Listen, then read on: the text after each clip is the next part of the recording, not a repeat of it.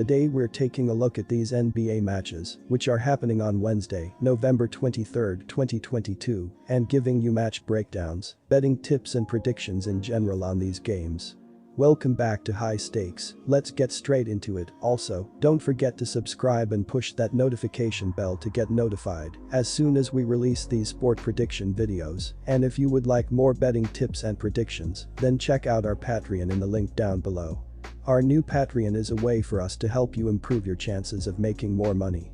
Multiple plans are available for each and every one of you. By becoming a member of the High Stakes Patreon, you will have access to our best team picks, total picks, parlay picks and much more. Stop wasting hours of your time searching for bad betting predictions that ends up costing you a lot of time and money. Join the High Stakes Patreon now and get the best betting picks. Going back to our video, we will give you 2 betting picks for each game, a team pick and a total pick based on facts and detailed explanation. So make sure to watch our videos till the end so you don't miss any of our picks. Northwestern vs Auburn. This matchup will be one of the most underrated non-conference games of the season, or yet another game in which a fraudulent undefeated squad falls flat on its face in its first actual test. Unfortunately for Wildcats fans, the latter scenario is most likely. Northwestern's defense has been a steadying factor so far, but it will be challenged on every possession against Auburn. The Tigers are the real deal, with a solid core of returning players and a star in the transfer broom.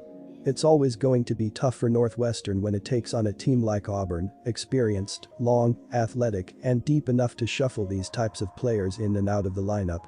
Head coach Bruce Pearl's squad can also get it done on both ends of the floor. I'll take the Tigers covering the spread and winning outright to claim the Riviera Championship. Neutral court games can have the tendency to go under the total, but these two teams have very different play styles, and preparation will not be easy. Northwestern had to claw back into their win against Liberty. Auburn was able to effectively get what they want. Auburn is a fast offense, and we saw what happened when Bradley tried to impose their will. They still couldn't stop the Tigers, and they were forced to hasten the tempo to try and close the gap. Auburn looks very strong on defense, and they could easily score 80 in this one. Auburn draws fouls well, and they are also allowing opponents to shoot 18 free throw attempts as well. Auburn should dictate the pace here, and I expect this offense to stay locked in. Play over the total in this championship matchup. Over 138.5 points. Washington vs Fresno State.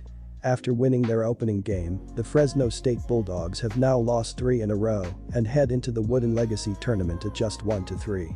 In their last matchup against North Texas on the road, the Bulldogs fell 61-52. They trailed by 13 at halftime and were never able to fully get back in the game.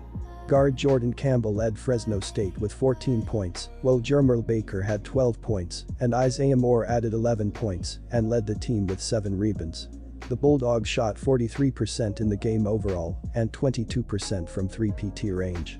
They hurt themselves at the line as well, shooting just 10 of 17 from the charity stripe. The Washington Huskies were rolling along through the early part of their schedule against inferior competition, on their way to a 3-0 start. On Thursday night, in what appeared to be another easy win, the Huskies fell completely flat and fell to California Baptist, 73-64. It was the first ever contest between the two schools, and CBU pulled off a major upset. The Huskies trailed 33-26 at the break, and the expected comeback push in the second half never materialized. Washington allowed CBU to shoot 51% from 3-PT range and sent them to the line 29 times in the game.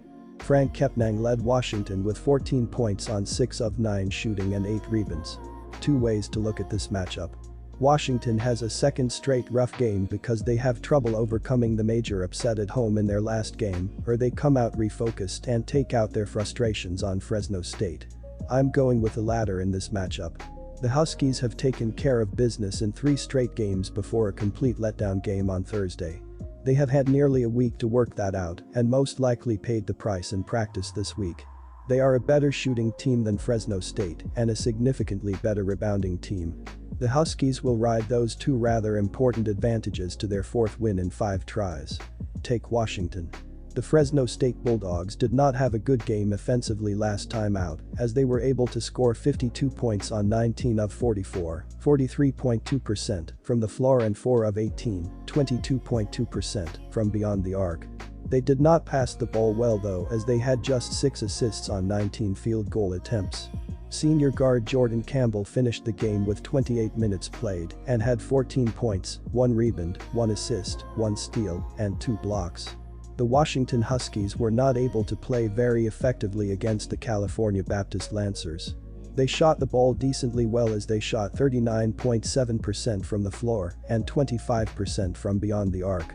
Junior center Frank Kepnang led the program here, as he finished the game with 14 points, 8 rebounds, a steal, and a block in 26 minutes off the bench. Both teams are doing well defensively, according to KenPom, as Washington is 109th in the nation with a 98.3 adjusted defensive efficiency, while Fresno State is 78th in the sport with a 96.4 rating. These teams play extremely methodically, as the Bulldogs are 351st in the country with 65.1 possessions per game, while the Huskies are not much better at 282nd with 68.9 possessions per game so far.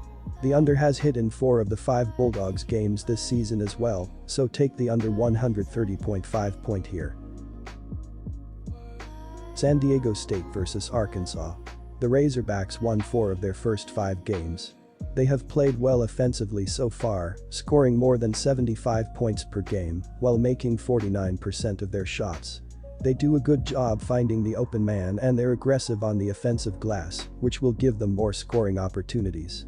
The Aztecs played well defensively in their first 3 games, but they struggled in 2 games against better competition and will have a hard time slowing down the Razorbacks. The Aztecs also won 4 of their first 5 games and played well offensively in 4 of those games. Their shooting percentage dropped off in their last 3 games, and they also struggled from long distance, making less than 40% of their 3-point shots. They don't rebound the ball as well as the Razorbacks and won't get a lot of extra scoring opportunities. With the exception of their last game, the Razorbacks have been dominant offensively, holding their first 4 opponents under 60 points, and will keep San Diego State's offense in check, so go with Arkansas to cover the spread. Take the Arkansas Razorbacks here. These teams are doing pretty well defending the 3-point shot this season, and that is critical, as Arkansas is 82nd in the country with an opposing 28.8 3-point percentage so far, while San Diego State is 123rd in the nation with an opposing 30.6 percentage from beyond the arc so far. Neither program has been shooting the free throw line, as the Razorbacks are shooting just 68.5% as a team, while the Aztecs are shooting 74.6% from the charity stripe. Go with the under, as these teams are going to do pretty well on the defensive side of the floor. Take the under.